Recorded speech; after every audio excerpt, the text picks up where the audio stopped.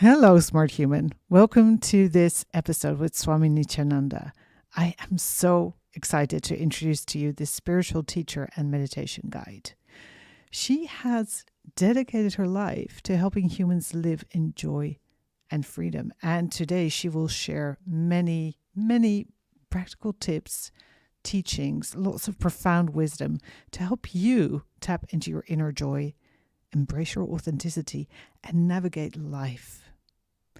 Now, Swami Nityananda has done so many things. She's spoken to audiences in 10 countries. She's a recipient of many grants. And in 2014, she was actually consecrated as a Swami by Swami Shankarananda.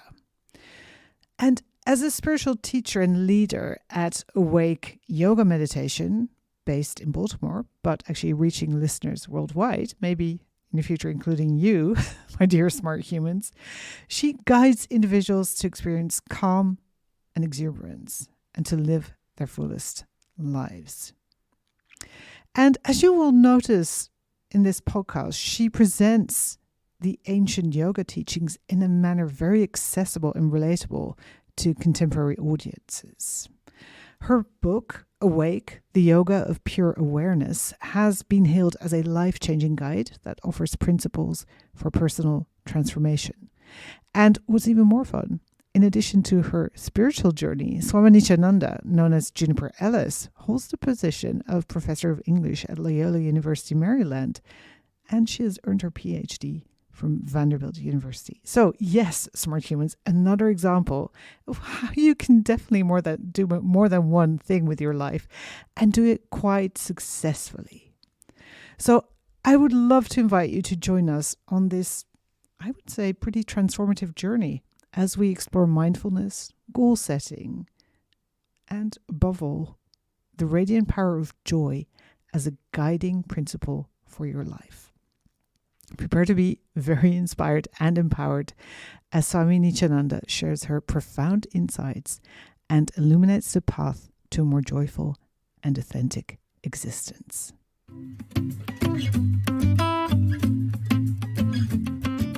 All right, so welcome to the podcast, Swami Nityananda. It is amazing to be with you, Elsa. Isn't this so good? And this is a summer of, I feel so blessed of meeting extraordinary people in like all possible ways. I have just come off a call with an Irish poet and musician, and how perfect now to be here with you talking about all the things, I'm sure. And thank you for being an extraordinary person. And I know your listeners are as well. So thank you to the listeners. Yeah. And I wanted to start maybe right in the middle instead of like doing a chronology or right sort of the path leading up. And then maybe we can wind our way back. I'm reading a lot of spy thrillers, and I think they call it, God, what is it? Something with the cat, tracing back the cat or something. I'm sure I'm slaughtering it. But let's start where we are right now, which is kind of Awesome. fitting, right? So where are you right now?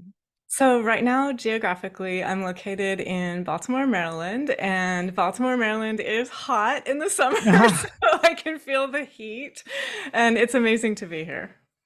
And in which, like, because you have many roles without like giving away everything, which role are you showing up as right now? Are you showing up as all roles? Do you come like as a whole So, package? Do you wear different yeah. hats? Tell me about Oh, that. good question. So right now, do you share a video, by the way? I don't know if viewers can see this video later. So on Yes. screen, they do see the video. Great. So Yeah. on Well, screen, some people will be watching the video and other people will just be yep. listening to the podcast. Yeah. Awesome. So for the video viewers, you will see on screen right now, my name is Swami Nityananda. And so Swami Nityananda is the name that my meditation teacher gave me. His name was Swami Shankarananda, and he was the founder of our meditation community, Awake Yoga Meditation, which is geographically located in Baltimore. And then we welcome listeners from everywhere. And so if you are someone interested in yoga philosophy, in meditation, in teachings of non-dual awareness, then please hop on Zoom, hop on YouTube, wherever you are, and join one of our meditations. And so right now, that's the name that I'm using on screen.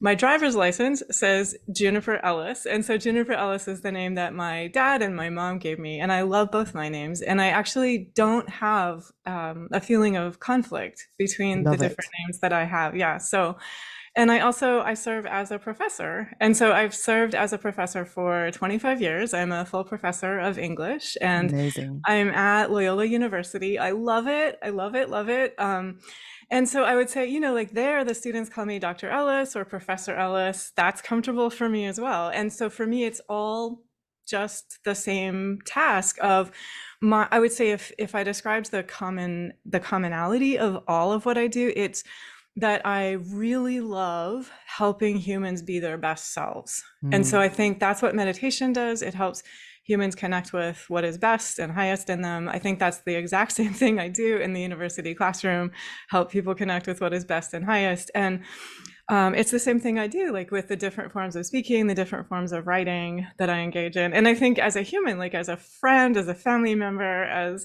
someone who just interacts with others in time and space, I absolutely love sharing what is highest and best in me. And then that rather invariably, I mean, like yesterday I was in a store. I had to go to a big box store and there was like this massive line, but the humans all around me were being their highest best selves as well. And so like consistently that is what I meet. I find Mm. that when I share what's highest and best, that just kind of like reflects back to me everywhere I go. So like that line in that store yesterday was so long, people could have reasonably been quite cranky, but they Yeah. weren't. They were completely cheerful. And it was Amazing. actually fun. We were all just kind of like Hanging hanging out. out, enjoying being. Yeah, exactly. So good. And also, I think this way of you being in the world is the perfect illustration of non-duality, Oh, thank you so much. right? Yes, I mean to see non-division between, Yeah. right, exactly. And for any listener, like I would actually say that's an observation I have because I've had the great honor and joy of teaching thousands of students from all backgrounds, like all walks of life, all ages over the years. Every human has an incredible innate wisdom and an Mm. incredible innate intelligence, like so many gifts and so much kindness and so much generosity. And so I was smiling. I was remembering this morning something a student at the university said. I think it was a first year student. And she wrote in a reflection, there is no limit to what we can learn. Yes. And this is true. So this is true for all of So us. fun. Yeah, exactly. And I mean, she was a person, she was an athlete, and she, I think, was like maybe a physics major. And so this is true of us, like whatever our backgrounds are, whatever our skill sets are, there's no limit to what we can learn. And it's just amazing being always open to discovering that in ever greater ways and to see other humans who are always open to discovering that in ever greater ways as well. And I love that you're here to kind of exemplify that, because I think so many people with, smart minds, fast brain humans try to box themselves in or think they have to box themselves in to make things work in the world, right? They have to pick one thing and stick with it. And I don't think that's necessary at all. I mean, I'm talking to you. I've spoken last week. I spoke with a professor in rhetoric who travels the world doing stand-up comedy on cruise ships, right? Like there's so Yay! many ways you can be in the Yay! world. Yes. So fun. It's really great. And I do agree with you very much. When you're coming from that place of like if you live in this way, you will be continually learning. And so what this means is life will be always new, always fresh.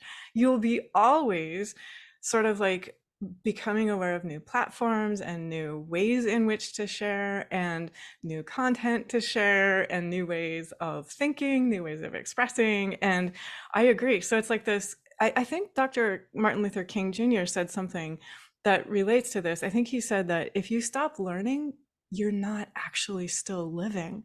Oh And my God. so, I agree. isn't that I didn't know amazing? that quote. I Yeah, always say when you stop learning, you might as well be dead. Basically, yeah, basically you are yeah, dead to yeah, me. yeah. Exactly. Love that. And so then to sort of like embrace that and to allow that to be a strength so that you're going to be in a process of continual discovery. And even if, I mean, so like I've had the great joy of being at the university for 25 years. Amazing. And I love it. Amazing that I still love it. But Yes. And that you're able to like navigate academia, et cetera, et cetera. yeah. Yeah. Yeah, but so what I was gonna say was, I'm definitely always learning still, Mm. even though I've been there 25 years. And so just to let anyone know, like if you are, even if you're like at the same institution, however many years, you're going to be continually learning. Like even if Yes. outwardly your job description remains the same, you are going to be transforming continually. And the way you share and what you share is also going to be continually transforming. I love that. So if you are still at the same institution, right? And you if you enjoy it, it can be a beautiful thing. It doesn't necessarily Amazing. mean you need to. And I love that you're actually saying this because I know some people out there are wondering, like, oh, have I missed out? Should I have tried more things and start second guessing themselves? Am I stuck in a rut? But if you really love where you are,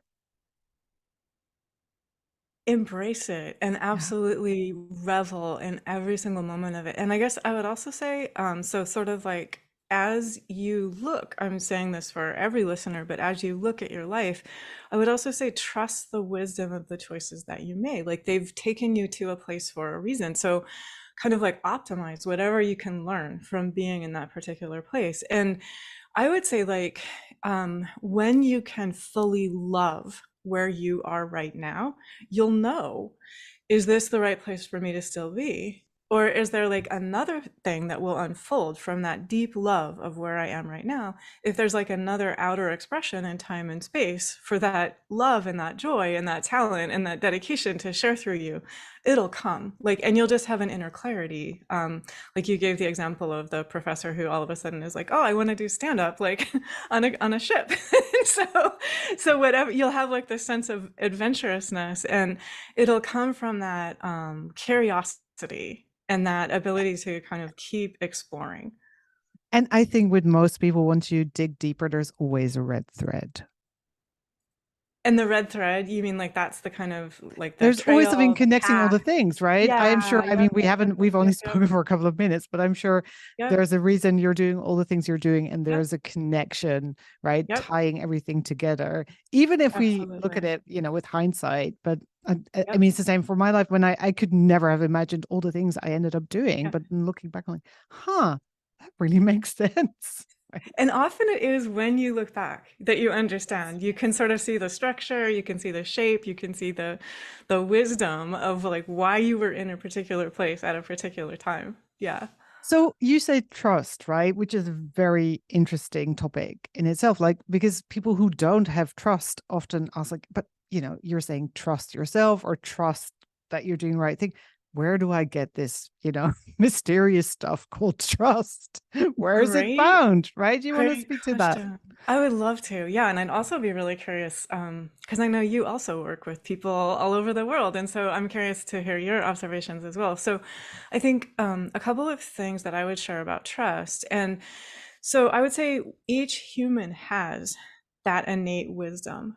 And I think one of the great joys of, like, for me being in a university classroom or for me being in the meditation community is like that allows me to welcome everyone just unconditionally, like Mm. no matter who they are, no matter what they look like, no matter what they've done or not done, no matter what their background is, no matter where they're going, just like right now, unconditionally, I welcome you in this moment and you're amazing. And I'm seeing your incredible talents, like your Yeah. incredible gifts, your incredible skills, your incredible wisdom.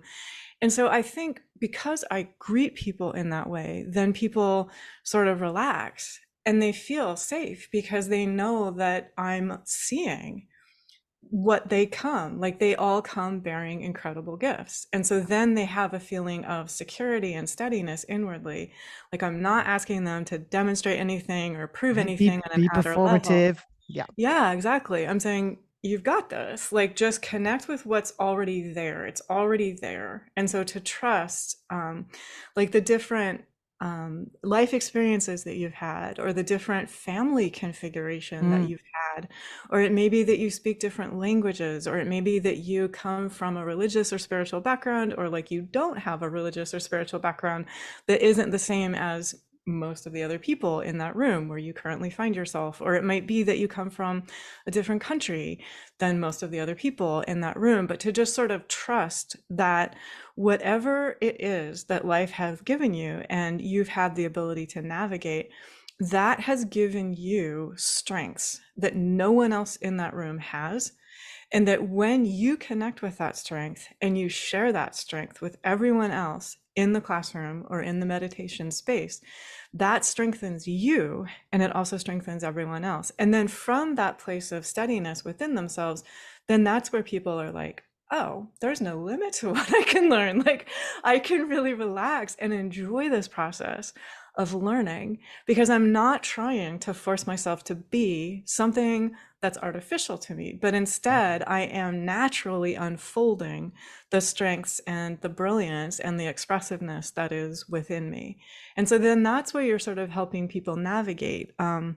I mean, I guess I would also say I think it's important to acknowledge that there are structures of power in the yes. world. And so, like, if a person is at a university, they are navigating a structure of power that is going to give them a credential that will give them access to other structures of power.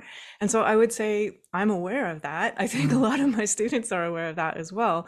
And a lot of my students have the awareness that they want to use their power for good. mm, Like they want to use their education in a way that helps them succeed and thrive and prosper, but they also have a deep dedication to helping many, many, many other people succeed and thrive and prosper. And they're here deliberately, intentionally, consciously to help the world be a better place, like a more humane place, like a calmer and kinder and yeah. more caring place. And so, how amazing is that? Because then these humans are out there, like they're Yeah. out there in the world. And then every single one of them is affecting like all the students that they teach, or all the people in the boardroom, or all the people in that office, like all the people Exactly. It's a in massive ripple effect. massive ripple Yeah. effect. Like it's so incredible. I love that. And I think just to answer your question, like what it is like for me, I think from a coaching perspective, I always assume the person I'm working with is completely perfect, right? And there's nothing that needs to be fixed. And then we just get to play. And Perfect. right. And when I was still teaching creativity, it's very similar and photography, because people would always say like, oh my God, like the others in the classroom have a different history or different experience, or look at this artist, who am I, yada yada yada. And I just say, okay, exactly the same, right? I think we 100% agree. Nobody has your unique experience, right? Your reference frame, your history, all the stuff you've been through, and that is what you bring, and that is, the lens through which you see the world, and that you can then share with us and enrich us through. So yeah, exactly the Love it. same answer. I agree. Love it. So good. And I would love for all teachers in the world to like see their students as perfect. I mean, what a massive difference that would make. I think instead of like, oh my God, here is a standard, and okay, let's look at you. You're kind of there. Like for the people listening, my hand like is a lot lower on one hand than the other hand. So basically you're not matching the standard. And now we've got to kind of beat you to shape, or you need to work super hard to be good enough. I think so many Yeah. people, also people who come to me for coaching, maybe from other coaching environments, have tortured themselves, literally almost, to be quote unquote good enough, which they then can never be because Yeah. it's like an So impossible standard. I love your observation. And I would say, like, one of the ways that I put it into words is that, and I think that this is true for, as you mentioned, it's true for all teachers, but I think it's true for anyone who has like clients, or anyone who has colleagues, for anyone who has kids, for anyone who has a Yeah, who works partner, with other for humans, any basically. human who interacts with any other human. I would just say, come from an asset model rather than a deficit model. So Yes. come from that position of I'm connecting with strength within myself and within you. And then Absolutely, as you said. Then we can play, Yeah. like then we can have fun. And then we're sort of building on strength. And it's much easier to have strength build on strength than it is to have strength build on the perception of deficit Yeah, or and lack, the right? Like perception of something wrong or lacking. Yeah. I at least one podcast episode entirely devoted to compare and despair, right? Which is one sort Right. of Yep. example of how this shows up for people. Yeah. And I love that, yeah, because I think it can especially show up in academia. And I suffered from it a lot when I was in music school. It kind of like hampered my entire, like I needed to leave music school after 2 years because I just couldn't function anymore. It was so perfectionistic and constantly comparing myself to other people and judging myself to not be good enough. And it's such a waste, right? It's such a shame because you never get to see what you can do, and you just, instead of growing, you just shrink. Basically, you're self-shrinking, I guess. I agree about the healthiness of developing strength within yourself and trusting that strength within yourself and letting go of comparison and trying to compare yourself to outside standards or to And others. I can imagine that someone listening would now sort of say, I don't know about this, because don't you need criticism to grow? Right? Aren't we all cuddling ourselves and each other way too much? And, we're all winners, etc. So I'm just playing devil's advocate here. Right. So how do we, because I do also feel like resistance is good, challenge is good for growth. Yeah. So how So does I that would fit into the actually picture? say, well, okay, so let me talk about the university context because I think that might be kind of familiar to a lot of people. So just if you think about your formal experiences in school, if you had formal experiences in school, I know some listeners might have grown up in unconventional ways Yep. and done homeschooling or unschooling as well. And so complete respect for that also. But so if you had conventional learning experiences, think about the situations in which you learned the most. And for me, it very much was what I said. There were teachers who sort of recognized and saw me, like they Mhm. saw the talents that I came with, and then they helped me foster those. And so I think that the teacher's style of fostering those is going to be different. It's going Yeah. to be unique to each teacher. And I think for each student, what helps the student foster those talents and those strengths is also going to be different. It's going to be unique to each student. So ideally, what I do in the university classroom is create a situation where I'm serving as a facilitator so that the students are encountering the material and themselves and one another. And there's almost like this learning community that is created. And so each student is taking responsibility for learning some of the material in such a way that they're able to present it to the class. And then they see, I can do this. Like I can learn this from the inside so that I become almost like an expert. And I know more about this than anyone else in the class except the professor. And then I can share that. And I'm Mm. contributing to this collective knowledge base. And so we have like a website for that class where the student is actually presenting their materials, not only in speaking, but also in writing. And we're also creating kind of like an archive for that class that then becomes a resource that all the other students can draw on and each person is contributing. And so definitely like I will with kindness say things like, well, this could be clarified, like, or what is the main point that you're getting across here? Please move to that directly. Please state this directly. What is the evidence that helps you know this? This is a Yeah. great point, but how do you know this? And how can you help others also be able to know this and understand this as well? If you take this seriously, what are the implications? Like, what are the potentials?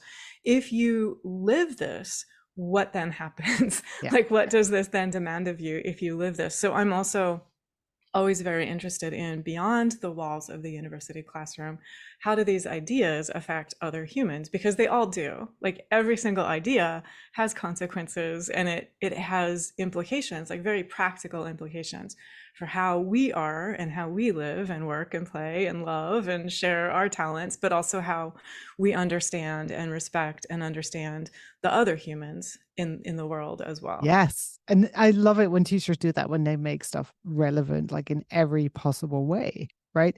Do you have like a specific book that is a great example of this that you love, or is it maybe not a book, a poem or some work of I mean, fiction? so in an American literature class that I teach, the first book that we read in the semester is narrative of the life of Frederick Douglass, an Hmm. American slave. And so Frederick Douglass lived in Maryland. He was born in Maryland. I'm in Oh, I didn't Maryland. know that. Yeah. Yeah, and the university that I'm in is in Maryland as well. And so he grew up with an incredible self-awareness. And from an early age, he had a self-awareness. I am not born to be a slave. So Mm. he had this inner sense of freedom and this inner sense of becoming self-aware, looking around at this structure of some humans trying to enslave other humans and saying, this makes no sense at This all. is not right. It's not right. And Yeah. not only are the humans who are quote unquote enslaved degraded by this system, but also the humans who are seeing themselves as owners or as masters are degrading themselves as well. And so humanity is being degraded by this system. So from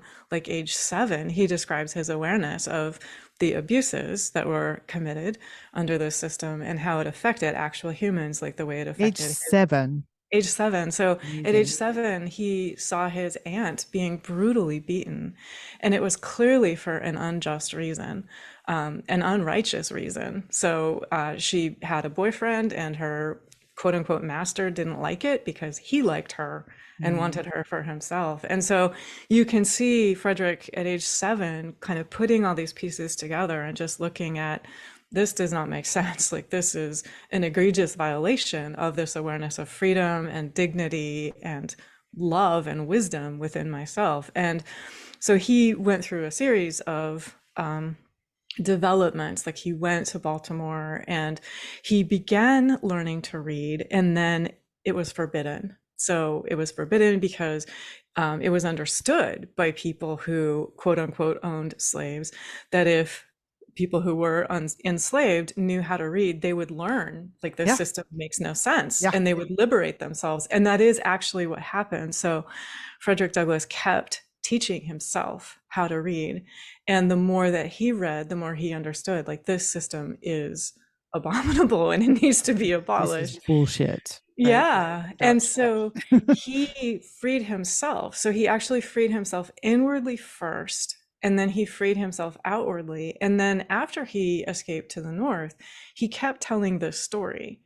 And for the rest of his life, he told this story. And when he first started telling this story, people would look around at him and they would say, Frederick, are you sure you want to name your name? Because it wasn't legal for him to be free in the North. Like, the law of this country at the time was he was supposed to be sent back down to the South into slavery again. If people heard him telling his story and knew that he had escaped, they were supposed to send him back legally. So, I mean, that's an example of an unjust law was in place at the time, and he understood it was unjust. And at the risk of his life, he kept telling his story. And in time, and not without huge pain, of course, Mm. the law was changed. And so he's an example because of his incredible courage. He was actually, in this country, in the United States, the most photographed human in the 19th century. What? Isn't that amazing? Yeah, and it's because he had such brilliance, he had such wisdom, he had such eloquence. And I one of the things I think that, just like almost makes me cry and almost makes students of all backgrounds cry, is that he did not harbor anger. He did not harbor hatred, even towards those who had committed these egregious violences and abuses. He was telling his story to free them Mm. also. So he was speaking so much on, he calls it on behalf of truth, love, and justice, that he was not only working to free the humans who were enslaved. Clearly, that was part of his mission, but he was also working to free the quote unquote masters who were also enslaving themselves by participating in these horrendous abuses as That's well. And so, incredible. Wow. And I yeah, didn't know that about like the most pictures because I know a lot about photographic history because of one of my many like paths. yeah. Yeah. Wow. That is incredible. And also interesting because you have your own story of like inner freedom, I guess, I think right? every Inner human liberation. does. Well, I mean, yeah, some of us I, maybe more on our way towards inner emancipation or whatever you want to call it. But what did that look like for you? for me. Okay, well, so I would actually take, if you're asking me, sort of like, when did I become aware of that inner awareness that is always free, it goes back as far as my earliest memories. Mm. And so I mean, I think Frederick Douglass's story suggests that that might be an innate awareness that humans have. So, because that is true for my experience as well. And I'm curious, like, is that true for you as well? You know, if you think about your earliest awareness? I think for me it wavered, right? Like Okay. I think the way I experience it is, to me, it's like more this like inner flame or kind of connection Oh, with yep, spirit or yep, whatever you want to call it. yep, And yep, some at some yep, stages during my life it went out or I lost the connection. yep. Okay. Oh, great. I mean, inner flame is a great metaphor. That's how it For literally feels yeah, in yeah, my yeah. I can even point to where it is, right? Where would you point? Because I'll Is that cross-reference. in IKEA we call it the hara, right? Just below the navel, like that's where it sits. It's just Yay. a flame, a Yep, yep, fire. yep. Yep, yep. Okay. That's really, really cool. So that's like a in Chinese medicine and in Taoism, that is like a center of awareness, like a center of consciousness. Yeah, exactly. And then the other one that I would just invite listeners to be aware of is the yogis actually talk about the heart and say that there's a flame of awareness in the heart as Mm, well. And they're not talking about like the emotional heart. They're more talking about like the energetic heart as well. right. So like deeper than human emotions before that, this inner awareness. So for me, I grew up in Washington State in the United States and in the northeastern corner of That's what, isn't Washington that where it State. always rains and it's like misty? So actually, that's the other side Ah, of okay. Washington. Yeah, and so then that's like the Seattle area. And then in the middle of the state, roughly speaking, there's these really high mountains that catch the rain clouds.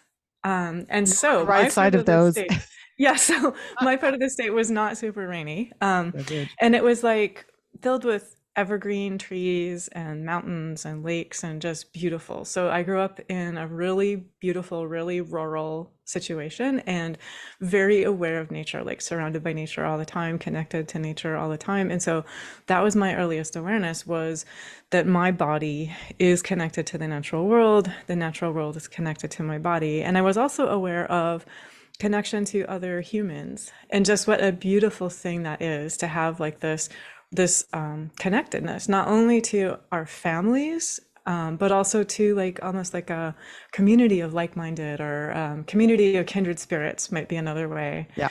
to put that as well. Yeah. Yeah. So that was my earliest awareness, and then I met my meditation teacher, Swami Shankarananda, in 2010, Mhm. and that was also just like a huge catalyst for that awareness as well. Because How did that so, happen? so how did it happen that I met him? Yeah. How Yeah. do you find your teacher? Like I have stories Yeah, about yeah, this as yeah. well, but I'm curious what it was like for you. Yeah, no, okay, yeah. So for me, well, I had practiced yoga and I had practiced meditation for years. And then I read the book Autobiography of a Yogi by Mm. Paramahansa Yogananda. And on an inner level, I asked really intensely, like very, very fervently, that I wanted to deepen my meditation practice. And then I hopped on the web, and I found that my teacher was consecrated as Swami Shankarananda by his teacher, Swami Premananda, and Swami Premananda was consecrated by Yogananda Mm. as So there Swami was a Premananda. lineage there, There's a straight lineage back. there. Yeah. And my teacher was literally like a few minutes away from me. Like, yeah, so Amazing. I went to a Friday night meditation. We still do Friday night meditations. So at Awake Yoga Meditation, we do Sunday meditations, Friday meditations, and Tuesday meditations. I went to a Friday meditation, and I was sitting there, and my teacher walked into the room, and there was just like this flash of recognition, like almost like a lightning bolt, or just like a, well, that's how it is. So, yeah, just like recognition. And I would actually say that's just how that awareness shared itself with me. But I think most humans have those kind of moments of pivotal recognition or transformation, or just like, oh, this is what's next. And there's like this amazing unfoldment that develops from that particular pivotal moment of awareness. So for me, it was meeting Swami Shankarananda, and he was just brilliant and hilarious, and he lived what we're talking about, like that inner sense of freedom, and also just like that inner sense of joy and the generosity of sharing what is highest and best. And so he fostered that in anyone he came into contact with. And did you immediately like this flash of lightning? Was it immediately like, okay, I want to, become much more serious about this? Or was it just a feeling in the moment and then everything sort of naturally unfolded? My question, I guess, is how intentional and orchestrated was this? Like from a brain perspective, or was it more sort of intuitive, being guided and following sort of Oh, your good intuition? question. Yeah, so I would definitely say this is that kind of pure, direct heart awareness, which you used the word intuition to describe, definitely. Mm, Yeah. And then I would say then the mind or the brain catches up. It's yes. like, oh, well, that's the next step then. Okay. That's the concrete practical implications that follow And from then this also the deep post inner knowing. rationalization, why this is a really good idea. Right? Sure. Yeah. Like, Right. I you're mean, very good at that. yeah, so I mean, I Yeah. would say like that's probably true for anyone, like, and for listeners, I would just say like I talk to humans in all backgrounds. So like in our meditation community, we have inventors and scientists, and we have doctors and surgeons and dentists and lawyers and CEOs, and so people who are also highly creative, who are musicians or artists, or they work in healing modalities. And so very consistently, what I hear from people in all backgrounds is that sort of awareness, it's with everybody. And so people just kind of follow that thread of awareness of like recognizing, oh, well, here's the next step for me. Like this is next. This is going to unfold naturally. And so the more that you can listen to that and pay attention to that, notice that, and then practice being guided by that and just Yeah. noticing like if I listen, and I would also say there is a process of, you were talking about this as well, there is reason is involved in this. The Right. yogis It's call not it, some like, okay, yeah, I'm just going to switch off my brain and yeah, do whatever I feel. exactly. So yogis call it pure reason. Hmm. Yogis say that pure reason remains with us, and it's really important to be practicing pure reason. And so pure reason would be sort of like it's always going to guide you to do what is not only coming from the heart, but it's like unselfish, it's noble, it's honorable, it's generous, it's Mm-hmm. kind. It includes your well-being and it includes the well-being of others. And so pure reason doesn't go away. It becomes a tool that is always there with you, helping you to listen and evaluate and discern.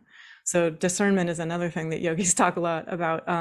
So if you have like two choices before you, you can actually look at them like on the level of pure reason, and you can say, okay, so if I follow through this particular pathway, X, Y, and Z may unfold. And you can just kind of feel your way as well into what happens if X, Y, and Z This is unfold. how I teach decision Okay. making. Yeah. Yeah. So I think a lot of what you talk about is very much dovetails with the yogic teachings, which I'm just so intrigued by. I Yeah. know we need to like Yeah. have an entire session about because Yeah. I want to learn all about this, which Yeah. somehow I'm already doing. But like, Yep. You're doing um, it intuitively. Yeah. yes, it's so fascinating. Okay, so just gotta catch a strain of thought which I had. Yes, okay. So people again, this will probably sound familiar to you. Like they will ask me, how do I trust? Again, the trust, right? That this is the right path, or this is the right thing, or that I should follow this intuition. Um, even even in smaller things, how, and Yes. like in addition being in structures, and then I'm going to add like, for example, being neurodivergent in this world. Yeah. Let's say Yeah. you're autistic and you feel like, Yeah. or you need to self-regulate by moving your hands all the time, Yeah. right? Then basically what you've learned probably growing up most of your life is like, do not be yourself, Yeah. right? You've been raised, you've been taught by society that for you to be in alignment in a way, or at least be your Yeah. natural self, is not safe. Yeah. What would you say? How do you bridge that gap of like conditioning, cultural Yeah. conditioning? Because I think that does interfere with people's abilities to trust themselves. Yes, and respect. And also, I just want to say, I came across something, you might know more than I about this, but I came across something recently that was suggesting scientists currently think as many as 30 to 40% of humans may experience neurodiversity. Yes. And so, just to sort of say, I think we're at the very forefront, or like we're at the very Yes. beginning of understanding this, that the way that the human brain is much more diverse than we have formerly understood and recognized. 100%. And so as soon as we understand that, there are going to be, I would call them revolutions in the way that we teach, in the way that we help people navigate time and space in every single Ah, way. be in So like groups. in the Yes. workplace, I mean, Yeah. like, yes. And so respect, because for the humans who have been experiencing neurodiversity when other humans haven't understood this, it's really hard. So I talked with a neighbor, this was like maybe a year and a half ago, and I think my neighbor, I'm just guessing, she's maybe in her like late 50s. Hmm. She was talking about she had neurodiversity. Students didn't understand it, but when she was a student, teachers didn't understand Of it, course. Yeah. and they were scornful, and they made school miserable for her. And I'm sure it was not intentional on their part, but it was also very clear decades later, as she was describing this to me, there was trauma in Mm. her. Like there was trauma in her body. You could visibly observe it as she was talking about this. So respect, because people have had to navigate this in the absence of understanding from other humans. So I do think you're right. Like I think we are beginning, like I think we're part of a wave. I think everyone who's listening to the podcast is probably part of a wave of helping others understand it is okay to be your true self. And so your Mm. true self, like yogis talk about who your true self is, your true self is there prior to conditioning. So this is prior to human judgment, it's prior to human fear. It's prior to that kind of trauma that I talked about. It's prior to human pain. And so your true self is actually joyful. Yeah. It's filled with curiosity.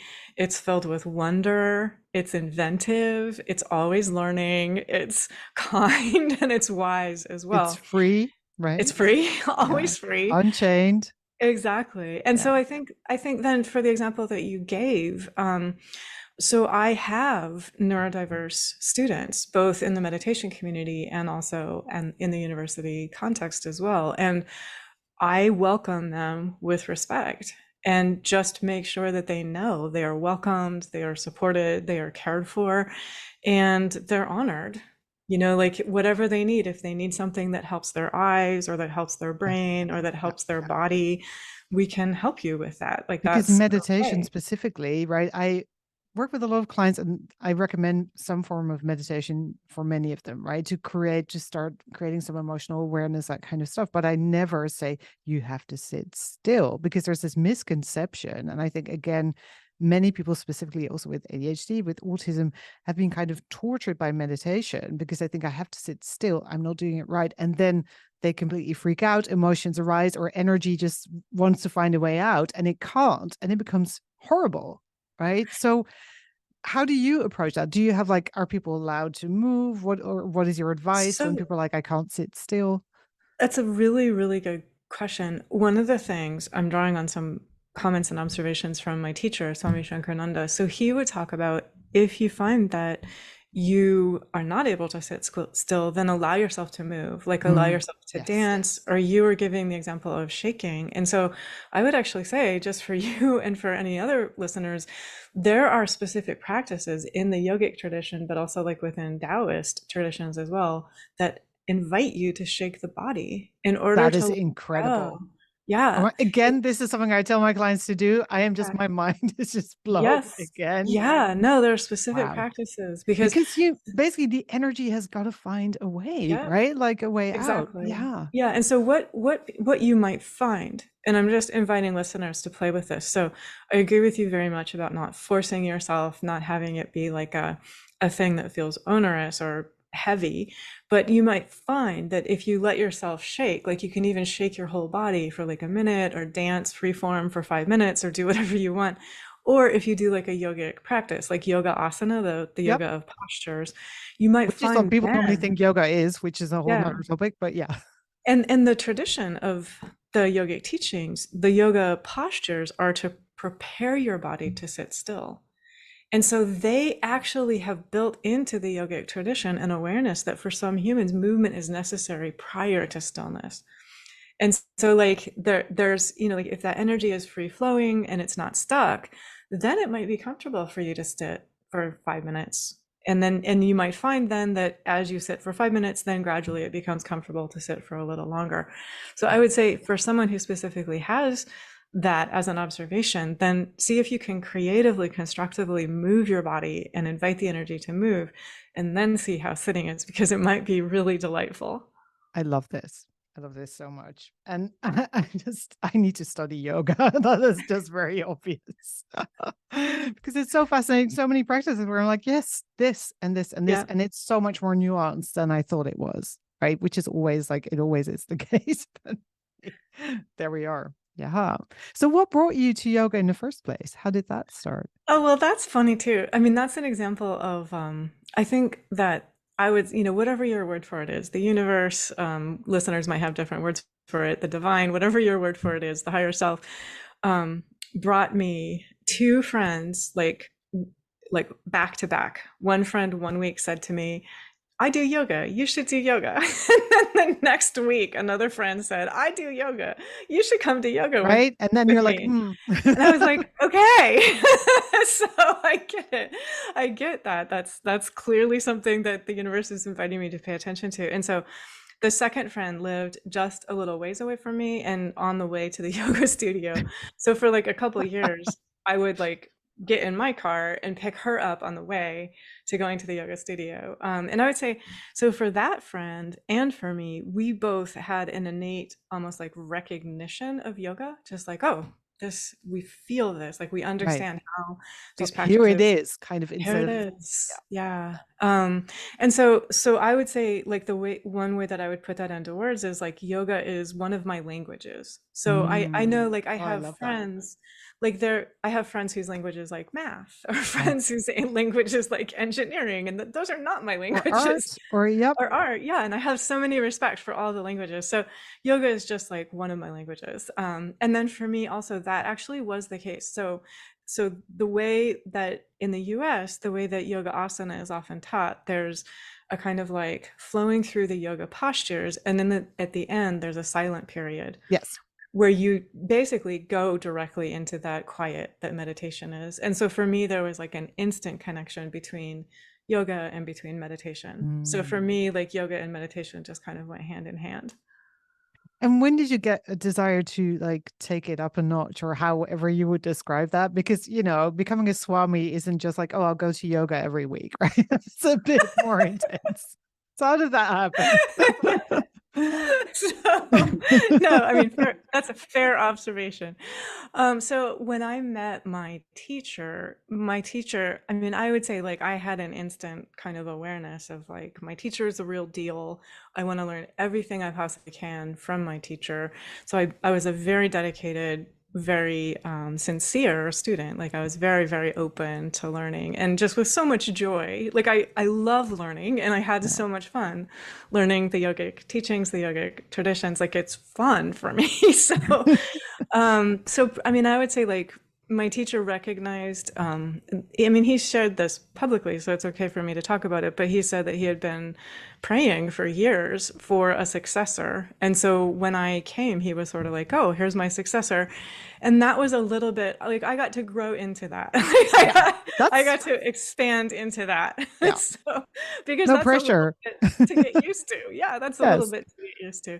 But Yeah. I would also say for anyone who has an awareness that you are expanding into something, or you are growing into something, to just kind of trust like that truth of what you are growing into, it's already there. And so you can just kind of trust the process. Like you can trust the Right. process. And Like the seed is already there and it's yes, just expanding. and it's very natural. Like the process is very natural, and you will still be you. Like you can't help it. You're always going to be you. And so just like to give yourself that almost like joy of being comfortable being yourself, and knowing, I mean, I'll just give as an example, like I'm here in a female body, and my teacher was a male Swami, but here I am as a female Swami. And so I get to figure out like, what is that like to be a Yeah. female Swami? And I have to do that with integrity, with honesty, and just kind of trusting and being comfortable being a Swami and a woman at the same And I've time. just realized we've never like, because there may be people listening who are like, Swami, what the hell is a Swami? we So never we never yeah, talked about that. yeah. I mean, so I think the way that I would translate it kind of literally, Swami means one who is sovereign of oneself. And what that means is Mm. like, it's kind of what we were talking about with Frederick Douglass. Like, like awareness is within me and this inner freedom is within me. And so that is what you live by always. And so a way to think about that is that's an invitation for all of us. Like we're all invited to live according to that true inner freedom. And I would also say it's not a freedom that is oppositional or defiant, if that makes Right. sense. It's Like not it's a not like, fuck you freedom. yeah, it's not. Exactly. It's really Yeah. not. It's Yeah. I trust this awareness within myself, but this same awareness that is within me, it's within every listener. Yeah. And so that allows me to be comfortable. Like, clearly, if you're a human and you're moving through time and space, you're going to encounter some humans who are like, you're easy for me to get along with. I'm easy for you to get along with. And sometimes it will not be Yeah. that. And for you to be comfortable with that and be able to navigate that, like with wisdom, with skill, with integrity, and to just sort of know, like, it's actually okay. Like, I trust the awareness within me and I This is trust why the awareness within you. this is why the universe blesses us with neighbors, right? So we get to grow, for example. Well, I I just mean, want to go back to something yeah, you said about trusting the discomfort of the change, because I think that's really important to actually yeah, um, take a moment, because I think transformation is so terrifying to people.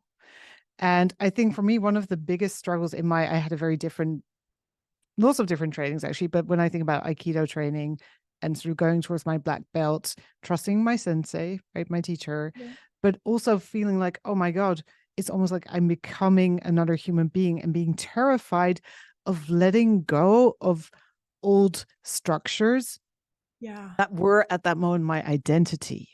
yeah. Right. And I think that is, it wasn't literally like death, but I think that is what when people say the death of the ego or whatever, something's got to die, that Yep, can be very scary. Nothing dies, by the way, that's bullshit. yeah. Like, I think it's not, So it may not be a that's useful metaphor in itself.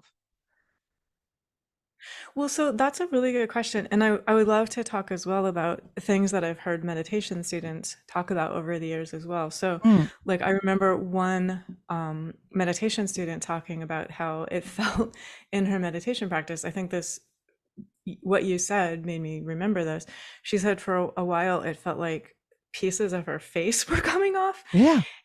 And what she meant by that was, I think that she had constructed a social persona Yeah. that she presented to the world in social situations. And meditation was kind of melting away that persona. And for her, she just experienced that as if pieces of her face were coming off.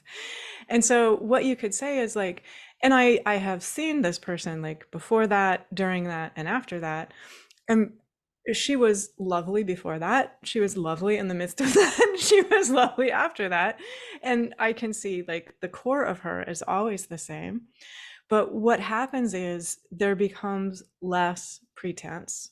I mean, I would say, like, looking at her, there becomes less pretense. There becomes less a sense of, well, I have to speak in a particular way, or look in a particular way, or think in a particular way, or act in a particular way to meet some externally designated social criteria, which I don't know where it came from anyway, but for some Exactly. reason, I've been living according to that.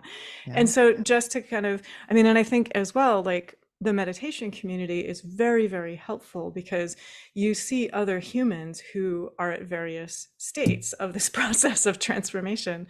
And so you see, like, okay, people from all races, people of all ages, people of all genders, people of all occupations, people of all nationalities, people of all backgrounds do this, have done this, are doing this, and they're amazing the whole way through. And so it sort of helps you feel steady and just aware that that light, whatever your metaphor is, but like that light, that inner confidence that is emerging, you really can trust the process. And Yeah. I would say as well, I don't know if you find this with your clients in the context in which you work, but there's a self-pacing process. There's like a built-in wisdom and Yes. self-regulation I to would this not have process. worded it that way, but I totally Yeah. recognize what you're saying. Yeah, Yes. so I would say don't be afraid, just because like your body and your energy system, your mind, your heart has its own innate intelligence and wisdom, almost like an innate GPS. And so your task is to listen to that very continually and ongoingly and receive the guidance, receive the data, receive the input. Also, be sure that whatever your GPS system is telling you, you're cross-checking it with pure reason, which is like, how do things look in time and space right now? Like, am I Yes. navigating time and Is space there right an now? abyss in front of me? Then Yeah, maybe, right? yeah. Yes. Because honestly, I mean, like, I've actually heard true stories about that, like the GPS in a car taking a family to the edge of a cliff. And it's really important to notice, like, am I at the edge Yes. of a cliff? Because if my phone's telling me to keep going, I better not if I'm at the edge of a cliff. And so just to sort of like trust that navigation process, but also like pay attention because you're Right? going to Trust in receive. God, tether your camel. Yeah, Yes. exactly. Yep, yep. Yeah. And there's something else I want to say around that, like the fear of transformation, staying aware. Yes, what you said about the body. I mean, if I've learned one thing, it's like how incredible our bodies are and how wise. And what people would maybe call like a dysfunction, I often see as a very wise function of the body. Like it will shut down if the emotions become too intense, or it will disassociate, right? They may not be things that, you always want to invite along the way, but sometimes it's necessary, and the body always protects you in a way, which is so beautiful. It's incredible.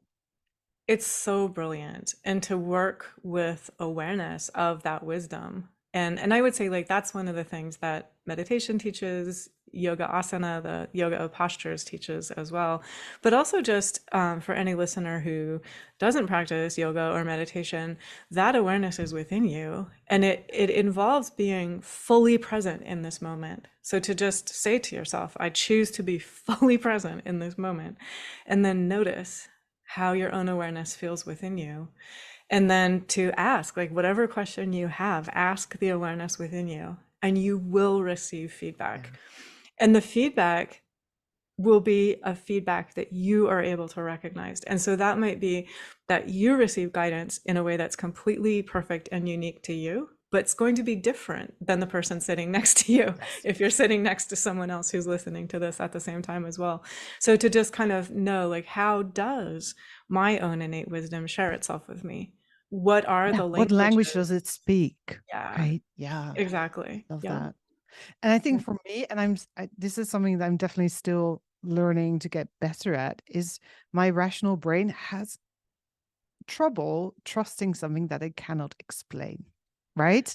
And I know so much that I cannot explain how I know it, how I feel Yeah. it's true. Right. I have this Yeah. massive intuition. And for me to just say to my rational, I have to constantly remind my rational brain, like, it's okay. Right. You don't need to understand how everything works. Just Yeah. trust the process. And I think for a lot of smart people who also have a very analytical mind, that can be a bit of a struggle. How do I Yeah. navigate that? Um, Even if there is this deep knowing, but then part of my brain is like, this is ridiculous.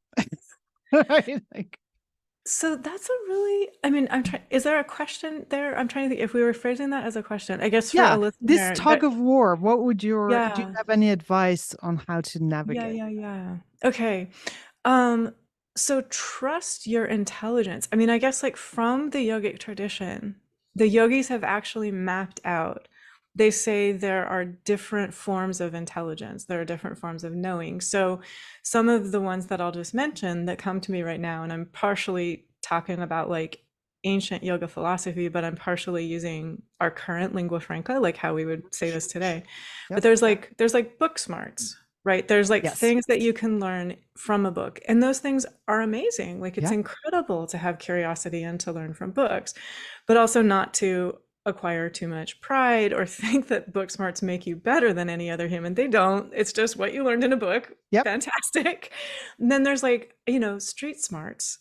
Like some of the things that my students at the university know from the lives that they have lived, sometimes in relation to the streets, they have incredible wisdom.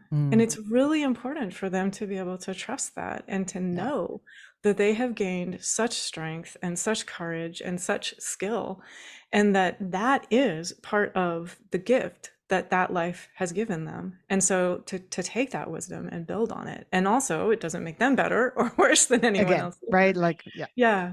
And then yogis say, so that is sort of like the level of the mind, the things that the mind can learn. And then yogis would also say there's an intellect, which is higher level. And the Mm-hmm. intellect is higher level because it allows you to discern. It allows you to look at, like, here's what I learned from books. It has a measure of wisdom. I would like to use that measure of wisdom without thinking that it makes me better or worse than anyone else. Right. And I may Here's question some of it. And yeah, exactly. And then here's my life experience, like whether I learned that literally on the streets or whether I learned that just from my relationships or, like living in different countries, speaking different languages, whatever I've learned, that life experience, that street smart, how can I benefit from that? But also not be bound by conventional thinking there as well, because there can be patterns of conventional thinking in all of those areas that are not healthy and helpful. yep. So it's very important yogis call this the intellect. Discernment comes into play. And so you can basically ask of any kind of knowledge, is this helping me be stronger? And is it helping others be stronger? Or you also That's a could great say, question. is it helping me be wiser? And is it helping other humans be wiser as well? Like, is this improving my well-being and others' well-being as not or not? And so to be able to ask that evaluation, but then yogis also say that beyond intellect, there is pure knowing. And they say that it's important to have all of these levels of guidance to be able to use the guidance of the mind, to use the guidance of the intellect, but also go beyond it to pure knowing. And then I would say as well that for a listener who's open to this, begin right where you are. And if you are open to this, say, I want to learn this for myself. I want to learn, like, what are the forms of book learning and street smarts or life experience that I have encountered. Let me keep the things that strengthen me and others and help me and others be kinder and wiser and stronger and better. And let me respectfully and kindly let go of anything else. Yep. And that's the kind of discernment that you're practicing. And then you're saying, and I'm open. I want to learn more about this intuition. I want to learn more about this direct ability to know. It's here within me. So yogis say that it's innate to all humans. And I want to learn, like, how do I directly encounter this pure knowing, this pure awareness? You will begin to learn, because that I agree. language of awareness is within you. And the more that you practice it, you'll sort of know, oh, like when I needed to make a decision about, I came to a roadblock and I needed to make a decision, do I go to the left or do I go to the right? If I pay attention, I'm really quiet and calm, I'm probably going to have an inclination. And often that inclination will turn out to be correct and helpful if I follow it. And then you'll remember and you'll have an awareness of, like, sometimes your left arm might actually feel like it's pulling you to the left. Like, you might actually have a feeling of, my left arm is pulling me to the And left. my And body that's, wants to go. my So body wants to move this way. So what happens if I follow that? I also would say, like, here's something that's really accessible for all listeners. Walking into the grocery store, if you stand in front of the fruits and the vegetables and you ask your own body, what strengthens me? Your body will guide you. Like, it'll yeah. say, I would like blueberries, please. Like, my particular brain, I'm speaking for myself, really likes blueberries sometimes. And sometimes I'll listen and my body will be like, spinach, you need spinach. So Yes. those are just examples. Or sometimes my body will be like, walnuts, I really need walnuts. And you don't even have to analyze or know why. All of those things really do. Exactly. Just Just listen. listen and then Yeah. start to pay attention. And then you'll start to develop this kind of comfort and almost like rapport with the way your own body gives you signals. And you'll start to trust it. And then when you're making decisions about, how am I going to decide, like, like, what choice do I make in relation to this option that I have? Like, do I accept this promotion or do I not accept this promotion? Do I enter that training program or do I not enter that training program? Do I date that person or do I not date Yeah. that person? You'll be able to follow because you have this sense of, like, how your body speaks to you and helps you navigate. And so the more that you practice this and the more that you kind of notice your own inner navigation system, the more it's able to be giving you guidance constantly. 100% agree. And this is actually a mode of coaching in co-active coaching where someone actually sort of designates areas of the room to a particular decision, for example, and stands in it and imagines it and then feels into it. And then what does your body tell you? Yay, I love it. Right? Yes, and you can feel your way into, like you can feel your way into taking that pathway. How does that feel in my body? Taking that other pathway, how does that feel in my body? And you'll also develop, I would say as well, there are, what's the right way to put this? You will gain increasing awareness and skill and comfort if fear thoughts arise. You will gain the ability to evaluate those fear thoughts and basically see directly for yourself, is that fear thought like based on something that happened to me, like when someone was mean to me on the playground in third grade, and it has no relationship to this particular Yep. choice that I'm making right now? Or is my inner guidance system telling me I do actually need to be aware of something in relation to that particular potential option or I choice? And love so, this. Listen, this was going to be my next question, right? Around emotions and how, like, what do they mean and how do we deal with those? And especially like when an emotion comes up, how do I know what I need to do with it? I'm actually teaching an entire month around this. So this is like, yeah, I've been reading so much around emotion, emotional processing. I have so yeah, many opinions. I have no idea what yoga says about emotions. So maybe we could yeah. start there first. Like, Absolutely. Well, so I would say that emotions are part of your navigation system from like from the perspective of yogis. What yogis would actually say is that your human body, any human body, is a vehicle that you are using to navigate time and space. So you're not limited to your body. Your body is a vehicle. right? And that can be very healing because there's an example of a yogi in the yogic tradition whose body was broken in 8 places, but he was still completely self-aware. He was completely a yogi. He was what we would today call enlightened. So Mm. this is not based on, is your body whole according to human definitions? It is, are you in contact with the wholeness within you? That's always the question. So no matter what shape your body is in, no matter what it looks like from an outer level or feels like from an inner level, the question is like, am I in contact with my own wholeness? And to sort of be patient with your physical vehicle, and also your emotions are part of your vehicle. They're part of your human vehicle. So it's just a data point. If you look It's at it neutrally, information. it's information, it's energy, and it's actually neutral. So we can be much less Okay, hang judgmental. on. Can you say that louder for the people in the back? Yeah. Yes. Yeah. So from a yogic perspective, waves of human emotion are neutral. They're energy. They do not mean something is wrong with you, but also yogis would say we can gain wisdom, strength, and skill and courage in navigating human emotions. So we can evaluate them. We can say, do I want to stay with this wave of pain or would I prefer to transform it? Do I want to stay with this wave of sadness or would I prefer to transform it?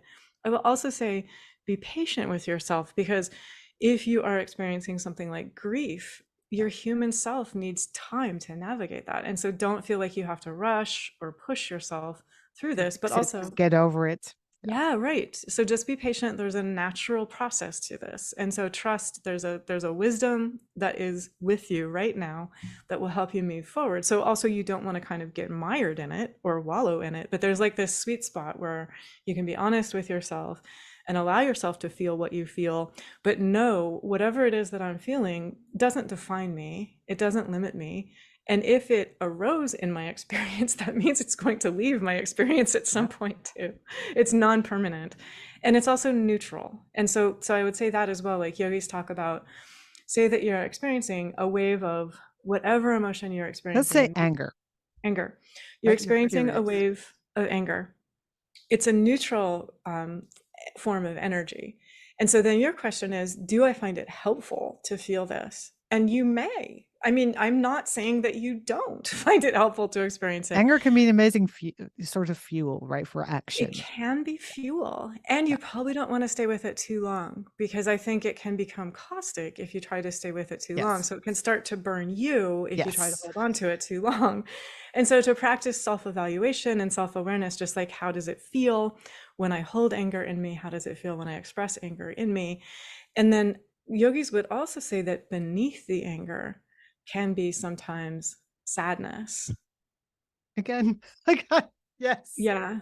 And 100%. and then beneath the sadness, sometimes there also could be like a feeling of hurt, or a feeling of pain, or a feeling of fear or regret. And so if you work with those various layers, and I think like within every human, there's almost like this energy archaeology that can Oh, happen, I where love that. you can work with these different layers, and then you can be comfortable. You can sort of be comfortable and self-aware and say, oh, my human self is feeling this wave of anger. I get to choose how I deal with that. Like, I can trust my own ability to navigate that. And then I also later can practice self-examination and self-inquiry and ask, is there any sadness beneath that? And what's the origin of it? Like, does the origin of that sadness have anything to do with my coworker or my sister or my brother or my neighbor or the person on the bus, whoever it is that I feel like created this wave of anger? Or does it actually go back to, like when I was 7 and I experienced this sadness in relation to whatever it was that you might have experienced at 7. And then when you have that sort of excavation of those energy layers within you, you're actually your own awareness. It's almost like, the image that came to me was, if you've seen the way sun filters through trees in order to reach the forest floor. And so that's happening within you. Like, the sun is filtering through the trees to reach the forest floor. And down there at the bottom of everything, that's what you were saying earlier. You're perfect. Everyone's perfect. Everything's actually okay. It has been okay. It will be okay. and and then you have this awareness of, okay, so I'm able to choose if I want. I'm able to choose to bring healing to my 7-year-old self. I'm able to choose to bring healing to my 13-year-old self. I'm giving those as examples for, Sure. Yeah. whatever ages the listeners are that the sadness may have come from.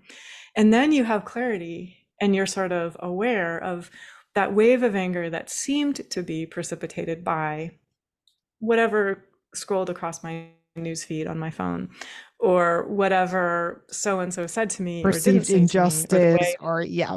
Yeah, exactly. Then you have awareness of, where's that feeling coming from? And you're actually able to choose how is most helpful for me to respond in this moment right now. And then there's this sort of like also peace, and I think we are back again to that word trust, maybe even transformed into something you could call confidence. Because at that point you sort of realize, like, I actually am in charge of my emotions. My emotions are not in charge of me. So this is how I define confidence: Yes. the ability to handle emotions, right? Yes. Confidence has nothing to do with your accolades, with your achievements, with like, and of course, there's confidence when you have a skill and you've done it before. There's confidence that you can do it again. That's something else, right? And that is easy to learn, as in you just repeat something until you have the confidence that you can do it. But this self-confidence is, no matter what emotions arise, I'm going to be okay. Yes. And then you are free. Like, then we're back to that. Then you are inwardly free. Yeah. No matter what is happening or not happening in time and space, you are always free. And from that, like, I would actually say, then there comes such joy and strength, and the ability to create such beauty in time and space, because you're coming from this fullness. Like, you're coming Yes. from this, From instead of, enoughness. yes, and we've healed that perception of lack, which we so often can carry around. And which, I mean, I would also say, like, advertising is playing upon that feeling and making us think like, well, if I don't have that toothbrush or whatever it Yeah. is, my teeth aren't as sparkly and beautiful as they possibly could be. So I need sparkle. And Yeah. so Listen, I need new teeth. right? Right? Like, So yeah. but to know that the sparkle comes from within you, and then whatever is outwardly sharing that sparkle, it'll be there. Yeah. And you'll just have, it becomes natural because it's coming from the energy within you. And so then it naturally kind of course, there will be practical steps that you take in time and space to Yes. help it Very be important, right? People, visible. it's not like you just Yeah, trust in the divine and you sort of take a nap and wait for everything to unfold. there It's will like, be practical steps. And so to give yourself that joy of yeah. taking the practical steps in Yes. space as well, because you're actually part of the creative process that's bringing it into visibility. And it's really fun when you're working and creating in that way. It's like a dance, isn't it? It's just, Yes. yeah. Yeah, joy and Yeah. beauty. Yeah. Yeah. Okay, this brings me to another question, which I think I've had in the past, and I think a lot of people may have. What about ambition and striving? Hmm. I mean, do you So, still strive for people? Would you describe yourself as ambitious, or are you just like constantly joyful, sending out ripples of joy into the universe? Right? What does that's a that look good like for you? question. Well, so one of the yogic teachings, and I'm actually going to invite you and listeners to feel your way into this yogic teaching. Hmm. What yogis say is that at the heart of each of us, there is always peace, always. There is always joy, always. There is always what yogis would call pure love or unconditional love. And this is the love that is, it's non-romantic. It's just like that innocent, sweet love that you see when you look at your pets or the natural world or someone For me, it's kind of, almost like bubbles, right? yes, Like, yeah. exactly. So yogis would say that that's our true nature. And yogis say, live in that true nature from moment to moment. And when you do, what yogis say is that you will be creative. You can't help it because you're here. And so that energy of Inevitable. creativity is bubbling over, it's pouring forth, it's flowing. But it is with, I would say it's without forcing, Yeah. and it's without fear, and it's without anxiety about what do other people think.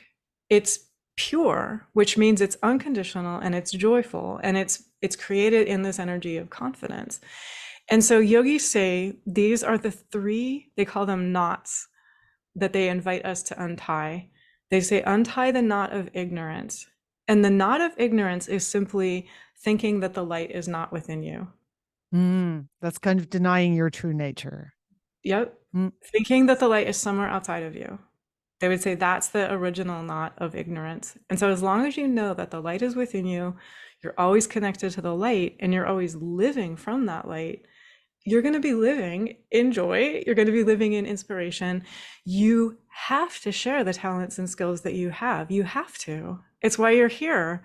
And so doing that, 100%. I think many people are going to recognize that, like who I think many listeners, and it's been the same for me. People always ask me, like, why do you do all the things? Like, I'm like, how is this even a question?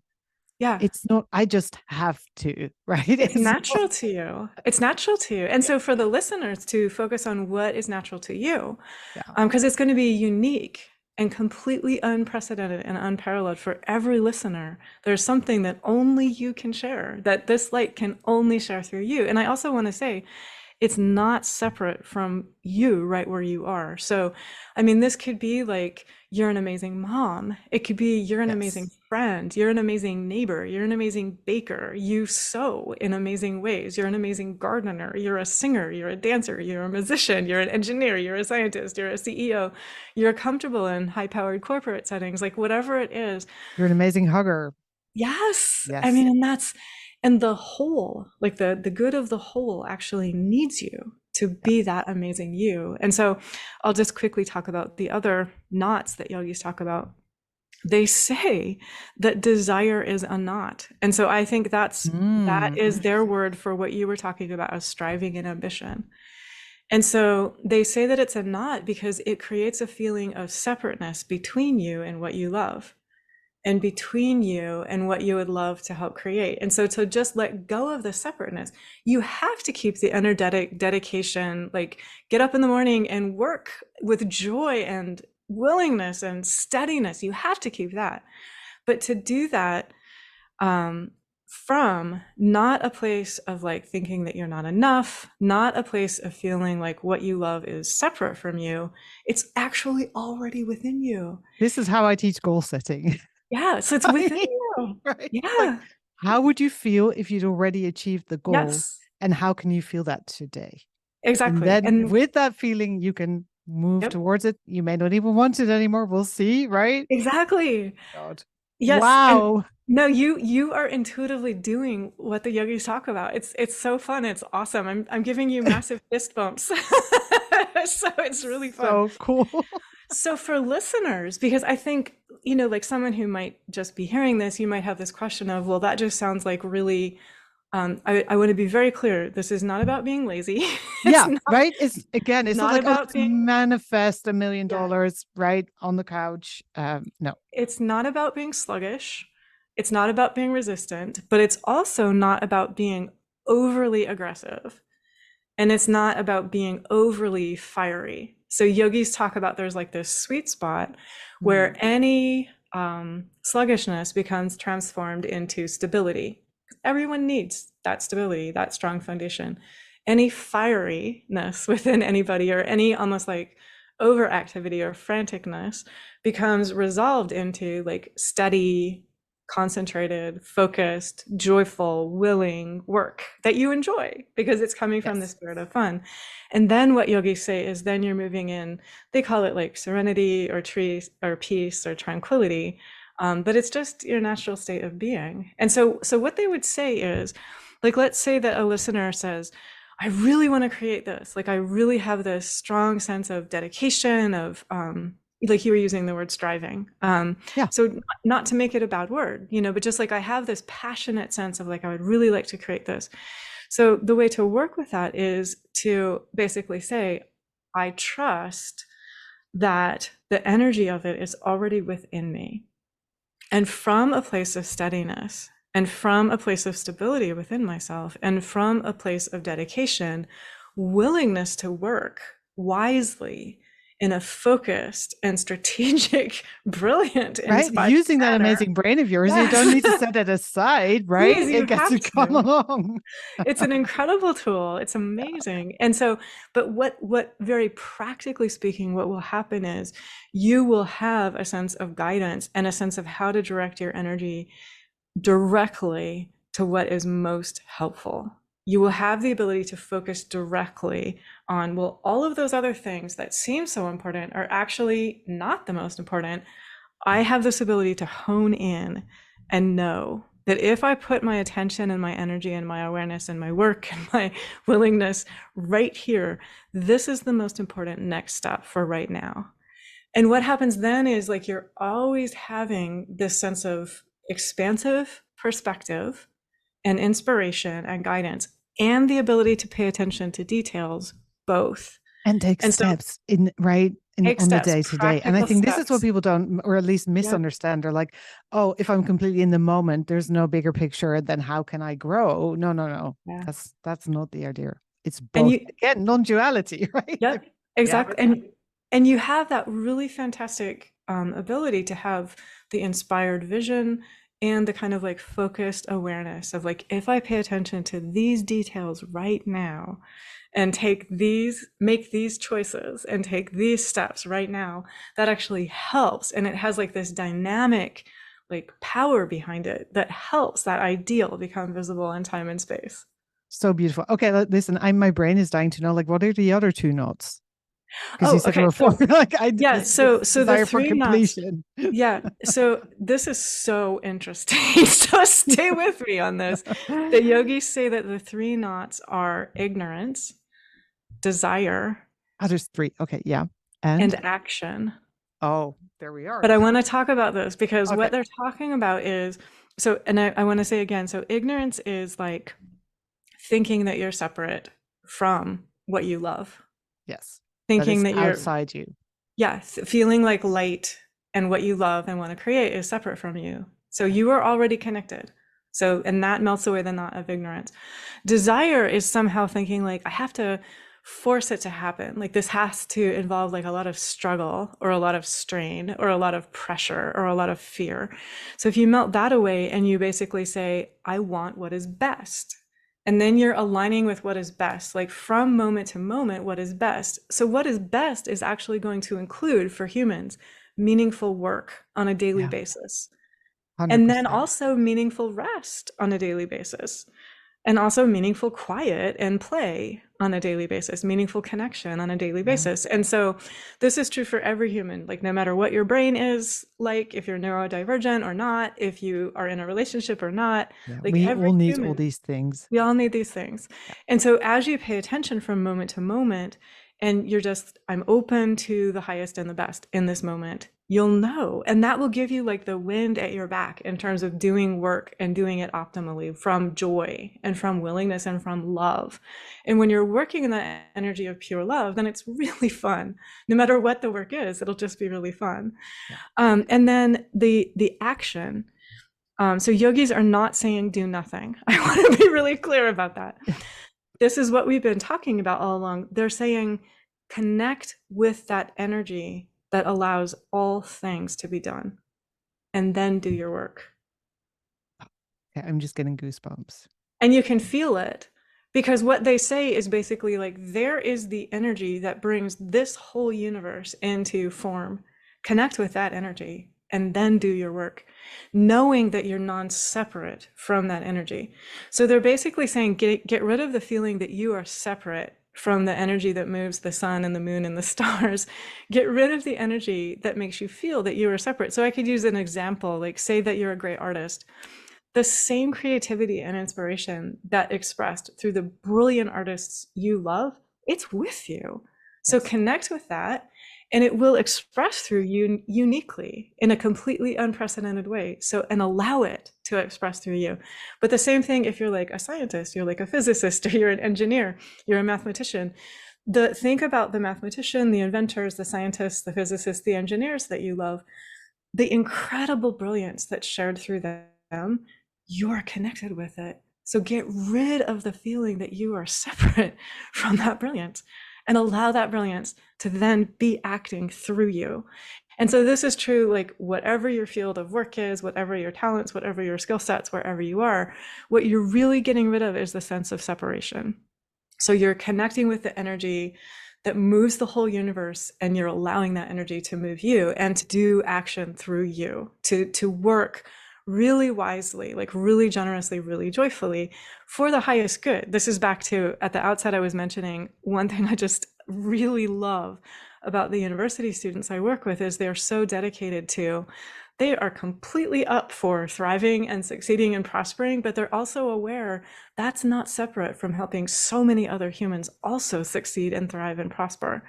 So they're just aware, like the well-being of all of us, it's all interconnected. And so your well-being is included in the well-being of the whole, and the well-being of the whole is included in your well-being as well. Yes. And so when we work in that particular way, it's inevitable we will also create different kinds of structures. We will transform human structures. That's part of what we're doing on the planet right now. And I would say the listeners who are hearing this, you're part of it. Every Yes. listener, wherever you are, in whatever country you are, whatever your work is, your hobbies, your talents, your play, your skill sets, you're part of this. That is beautiful. And listen, I'm looking at the time. I have so many more things I would love to ask, but I think for now, because we've been talking for almost 90 minutes. It's been an So, absolute joy. same. Thank you so much. Where can people find you if they want to learn more about your work? So the meditation community website is awakeyogameditation.org, and we share the teachings that I've been sharing in our conversation. So if you enjoy this conversation, hop on over to awakeyogameditation.org. Recently, I published a book called Awake, the Yoga of Pure Awareness, which is a lot of what we've been talking about all along here. We meditate on Tuesdays, on Fridays, and on Sundays, and we do it in person on Sundays. So anyone who's near Baltimore, Maryland in the United States, you're welcome to be in person. But we do have people join us from all over. And so we share meditations on Zoom and on YouTube. We share Amazing. teachings on Instagram and on Facebook and on TikTok as well. And if anyone Wow. I will drop wants to all the send me, links in the show please do. notes. Yeah, that'd be awesome. Yeah, and anyone who wants to email me, Swami at awakeyogameditation.org. Amazing. And this, we have listeners right now in I think 102 countries. So that's amazing that they Fabulous. actually get connected. Again, thank you so much. This has been an incredible joy. Right? Joy. I agree with you, So and gratitude and fun. respect to you and to all of your listeners.